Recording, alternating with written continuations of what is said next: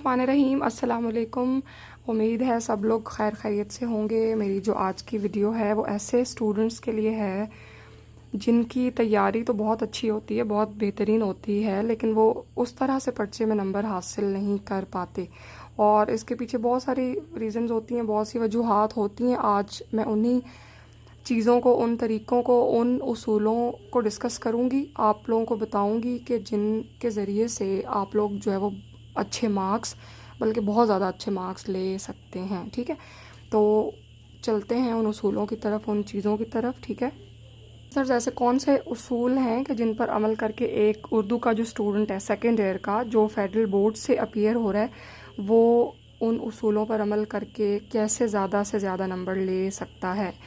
आपको मैं जो है वो पर्चे के लिहाज से उसका जो पैटर्न होता है ना, तरीक़ाकार है, उसके मुताबिक बताऊंगी। इसका जो तफसीली उर्दू का जो लेटेस्ट पैटर्न है वो मैंने अपनी पिछली वीडियो में बहुत तफसील से उसके बारे में बताया, तो वो भी आप देख सकते हैं। ठीक है, आपका जो हिस्सा अव्वल होता है वो आपको पता है कि वो 20 नंबर का है। उसमें आपके MCQs होते हैं, दुरुस्त जवाब का इंतखाब होता है और इसके लिए फेडरल बोर्ड वाले आपको 25 मिनट का जो वक्त है वो देते हैं।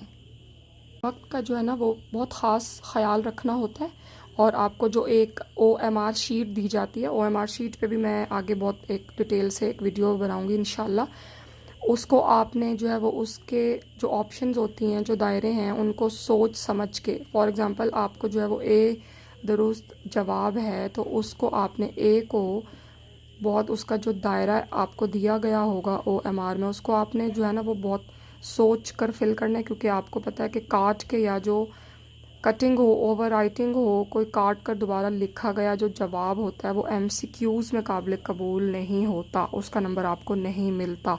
तो इसीलिए आपने पहले अच्छी तरह से पढ़ना है और उसके बाद उसको जो है वो दुरुस्त जो जवाब होगा उसके दायरे को फिल करना है। ठीक है, और दायरे को जो दुरुस्त तरीके से भरना बहुत ज़रूरी है। अक्सर जो तालिब इल्म ये गलती करते हैं कि वो उस दायरे को हाफ़ या वो मुकम्मल तरीके से उसको भरते नहीं हैं, जिसकी वजह से उसका नंबर जो है वो एक नंबर कट जाता है। ठीक है, तो आपने अपने MCQs के लिए इन 2-3 बातों का बहुत ख़ास ख्याल रखना है कि आपको वक्त पे अपने जो OMR शीट है उसको बहुत अच्छे तरीके से फ़िल कर लेना है, उस पर नेम और रोल नंबर के साथ, और उसमें ऑप्शंस आपकी सारे फ़िल हों और उसके अलावा दायरे को बहुत दुरुस्त तरीके से आपने भरना है, तो ही आप जो है वो इसमें मैक्सिमम मार्क्स ले सकते हैं।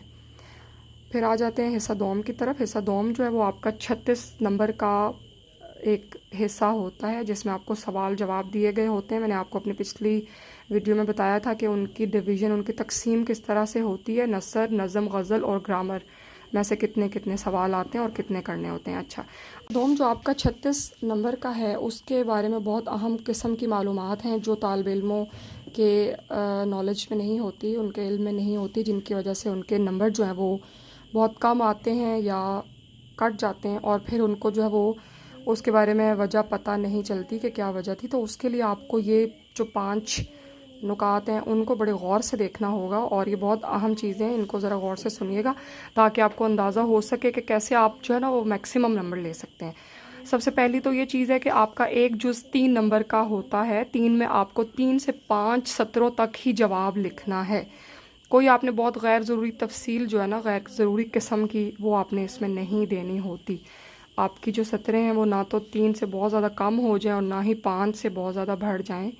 जो बोर्ड के चेकर्स हैं उनके लिए ये हिदायत होती है कि आपके बहुत ज़्यादा डिटेल किस्म के जवाब पर या 1-2 लाइन्स या अगर 1-2 सतरें ही ज़्यादा हो जाएं तो उस पर आपके नंबर काट लिए जाते हैं। ये बहुत वाज़े किस्म की हिदायत होती है बोर्ड के चेकर्स को। तो इसलिए आपने सबसे पहले जो है ना वो कितना सवाल लिखना है, कितना जवाब लिखना है, उसके बारे में आपको बहुत क्लियर आपके माइंड में होना चाहिए कि आपने 3 से 5 लाइन्स तक ही जवाब लिखना है। ठीक है, अच्छा जी, उसके बाद आपने एक बहुत अहम सवाल है कि आपने कितना वक्त आपको इस हिस्सा दोम पर लगाना है कि आपका बाकी पर्चा जो है ना वो रह ना जाए। उसमें बहुत तफसील और भी बहुत से सवाल हैं जो तफसील से लिखने होते हैं, तो आपको जो है वो कितना इसके लिए वक्त रखना है। तो आपको 40 से 45 मिनट का वक्त जो है ना वो आपने हिस्सा दोम के लिए रखना है। आपको हर सवाल के लिए, इसमें हर जुज़ के लिए 3 से 4 मिनट मिल जाते हैं और आपको 3 से 4 मिनट में इतनी जो सतरें हैं وہ لکھنا بہت آسان ہوتا ہے. آپ کو اس سے زیادہ وقت جو ہے وہ اپنے حصہ دوم پہ نہیں لگانا.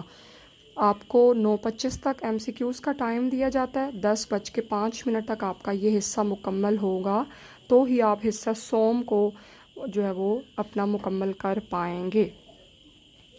آپ کا جو جواب ہے وہ بہت ٹو دا پوائنٹ ہونا چاہیے. آپ کا سوال کے مطابق جو جواب ہے نا وہ وہی ہونا چاہیے. اس میں کوئی بہت آپ نے بہت غیر ضروری تفصیل، بہت مختصر کچھ اس طرح کی چیزوں کو شامل نہیں کرنا.